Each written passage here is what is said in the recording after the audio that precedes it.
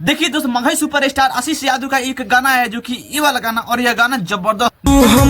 छोड़ के ससुराल। देखिए यह गाना कितना प्यारा है, कितना शानदार लगता है, और आशीष यादव को इसी के गाना की वजह से जाना जाता है। जब एक गाना उनका आया था भर्ती पटाना में, और उसी गाना से इनका एक पहचान मिला, तब से एकदम साफ मगही सुपरस्टार आशीष यादव मतलब साफ झंडा गाड़ के रख दिए हैं।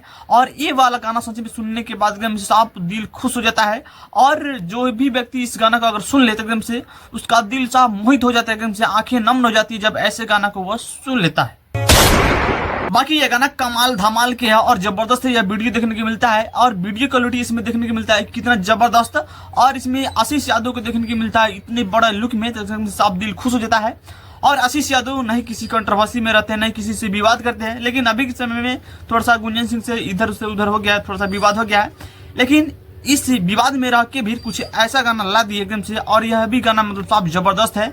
आपको देखने को मिल रहा है कि मतलब इसमें कितना झकास इसमें एक्टिंग देखने को मिल रहा है आशीष यादव के, और ये सब देख एकदम साफ दिल खुश होता है। चलिए, कोई मगही के सुपरस्टार और कुछ ऐसा गाना बनाता है तो सच में भाई उसको तारीफ करना जरूरी है।